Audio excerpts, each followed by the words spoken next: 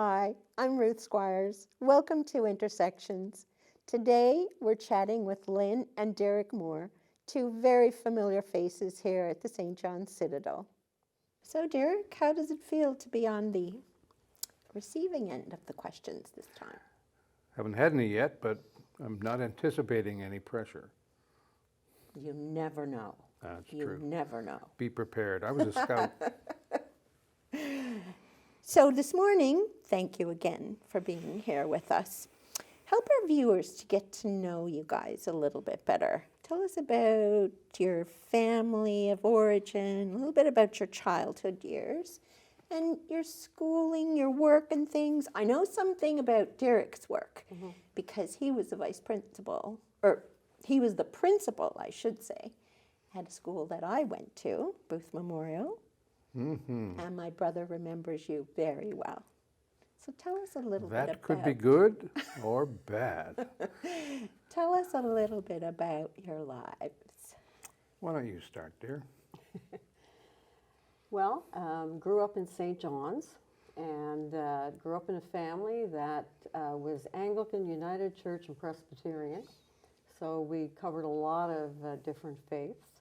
Went to university at Memorial and eventually did a graduate degree there and went on to Ottawa and did a graduate degree there.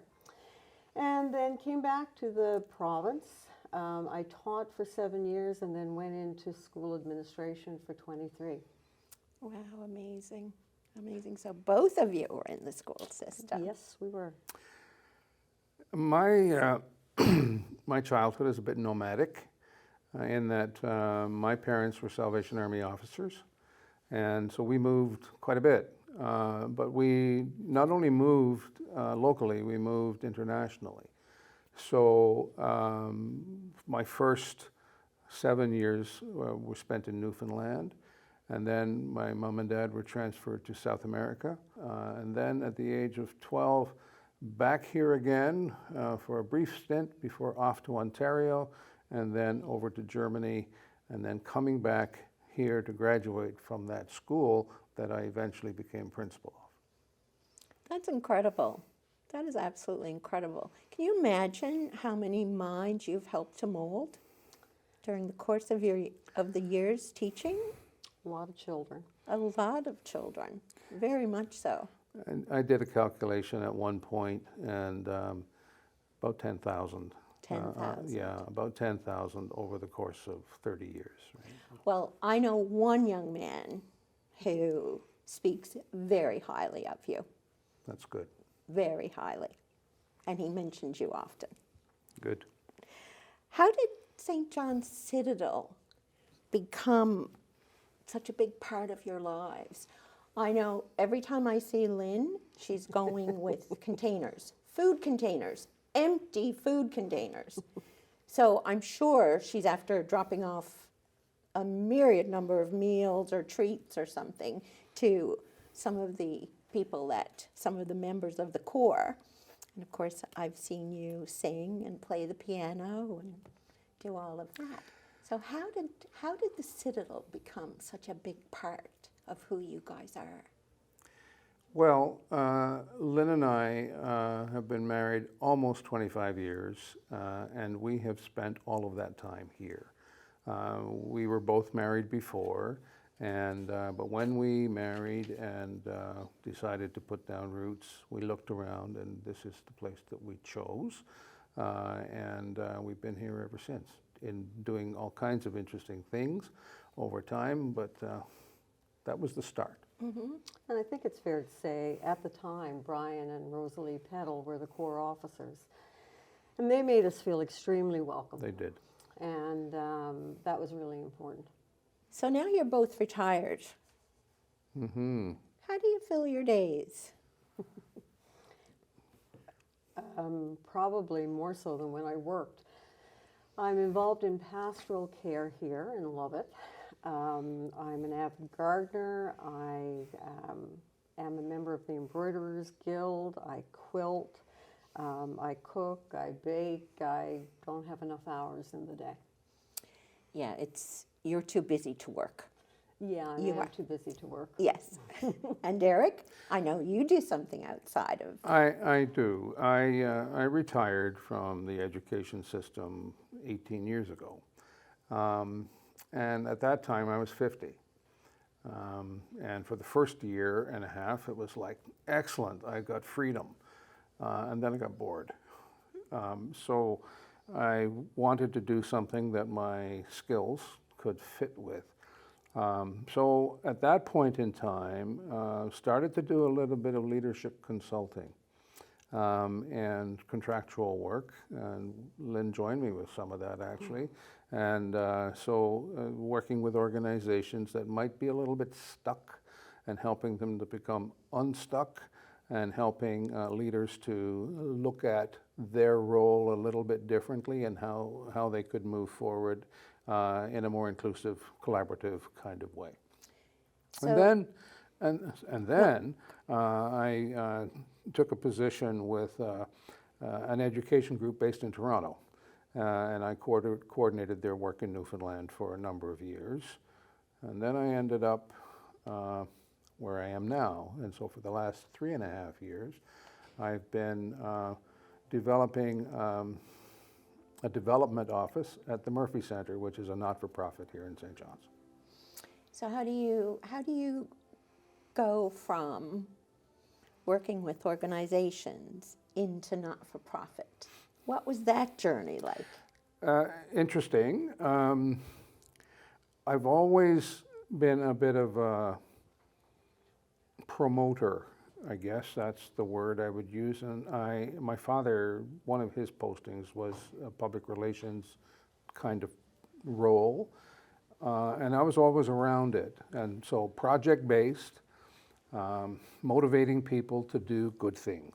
And so when the opportunity came to have a look at this role, I welcomed it, and yeah, the rest is sort of history. This sort of Yeah. history.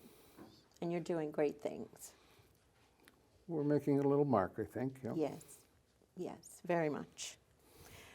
How did faith become such a big part of your lives?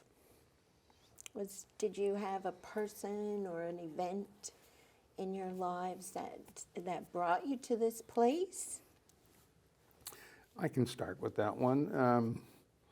I recall being 4 years old, and on a Saturday night, after I'd had my bath and all of that stuff, sitting on the counter having a snack, and saying to my mom, I think tomorrow is the day I'm going to get saved. At 4 years At old. 4. Now, I didn't have a sweet clue what that was all about. But in the Salvation Army, we believe strongly in child evangelism. Yes. That was the beginning. Has it been a straight line ever since that day to this day? Absolutely not. Faith is not something for the faint of heart, I'm learning. It's not a one-time, at least for me, not a one-time commitment and then I'm good to go. You know, it's got to be a daily kind of communication to make sure that your heart's right and that you have that relationship with God. Even then, you fail an awful lot of the time. But you do have a mark to shoot for in the life of Jesus Christ, and that's kind of where it's at. But where today, you know, all those years later, looking down the barrel at 70 years old, looking back over my life, there have been countless people who have spoken at the right time. At the right time. I remember a dear Salvation Army officer who's long gone and is with the Lord. And during particularly challenging times of my life, on a Sunday night, the phone would ring. And all she would say was, "How are you, my son?" And I knew that that was my moment, and that was a chance to sort of get yourself straightened up again. But yeah, there have been people, too many to mention. Yeah. And Lynn, how about you? I didn't have a revelation. It didn't happen like that for me. I grew up in a home where both my parents were war vets, and both of them were alcoholics. Faith became the go-to for me For you. because there was so much turbulence in the house that I looked for something in the way of stability.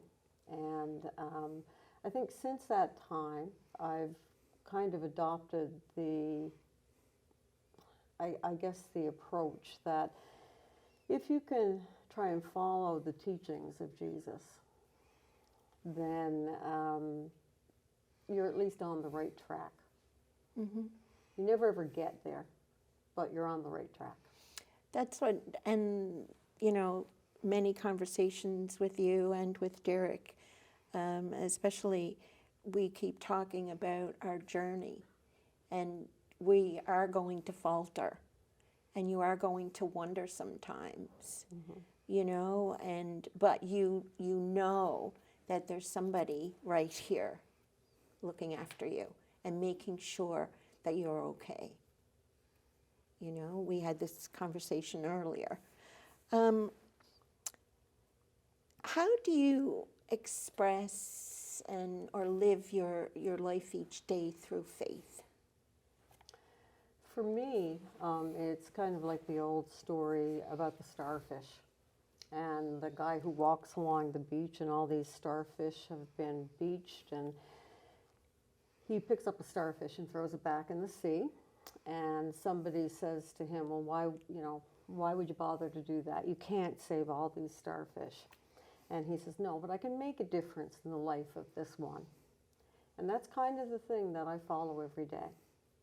And, I think that you look around, the world itself is going through a great deal of turbulence. Mm-hmm. And I think it keeps you grounded to try and walk your faith in that way.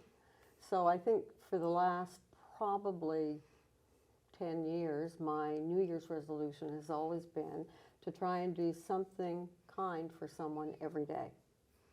And that gives me a lot of satisfaction. Mm-hmm. I feel that it's living the Christianity, and hopefully it makes a difference in the life of somebody. Derrick? There's a verse in Scripture that says that we're to work out our salvation in fear and trembling before the Lord.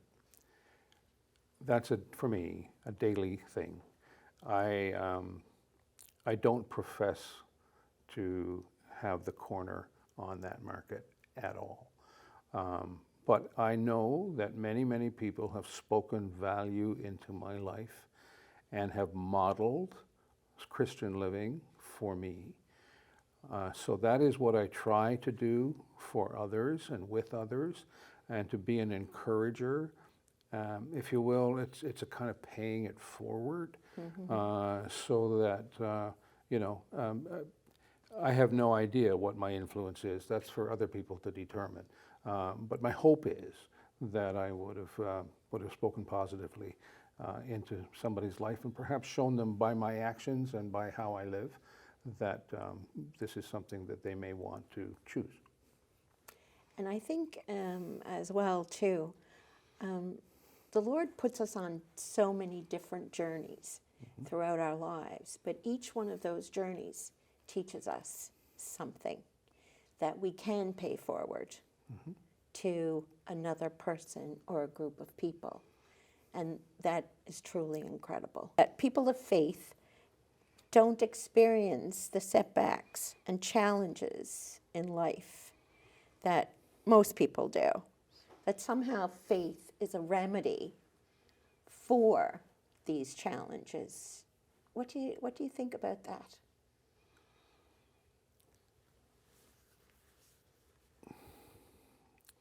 We all live our lives differently, and while we share some common experiences, there are many different challenges that come into any one person's life over time, ranging from job insecurity, financial stress, health concerns, um, relational issues, all kinds of things. My take on that is that whatever it is that has come in my life so far, faith has been fundamental for me in how I try to approach the next step. It's not my own strength that enables me to move forward, although some people would look at me, and some who know me would feel, he's pretty self-assured, he can handle. That's my public persona. My personal persona is very much a reliance on strength that comes from my faith to help me put one foot in front of another. Lynn? That's a very difficult question for me to answer. I think that it's a case of believing, approaching things positively. Attitude is so much, it's so important. And having the faith to have that positive attitude and to look for the good and to strive to try and achieve that. I don't think faith is a remedy for anything. I think that it's a support. Yes. To paraphrase, some folks feel that if you say you're a person of faith, then somehow, everything's hunky-dory for you. Well, that's not life. No. And real life is you deal with the ups and the downs, the good and the bad, the stress and the happy moments, and you find your way through it. Faith is a big help and a guide for me, but it does not mean that I'm not subject to all of the same kinds of issues that other people have. Exactly. I have one last question before we leave you today. You have a lot of memories here at the Citadel.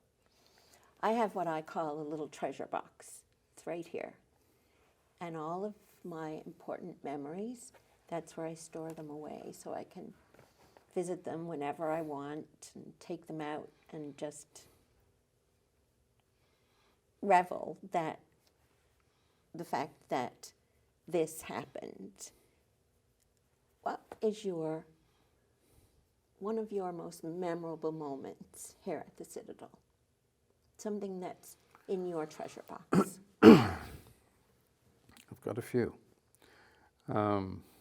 I was the bandmaster here for a number of years, and the kind of feeling you get when you play and have worked with the group to produce a particular piece that has significant spiritual overtones to it, that can send chills up your spine.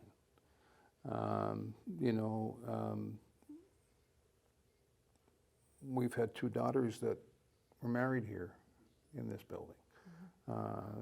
Those are memories of times gone by. So those are a few. Yeah, treasures. Treasures. Aren't they? They sure And are. I'm sure you have a ton of treasures. I do. Mostly dealing with the people who I've encountered here and the impact that they have had on me. And that's probably my biggest treasure. Yeah. Can I just say that one of those biggest treasures for you is Ray Balsam. No question. No question. So Ray, if you're listening,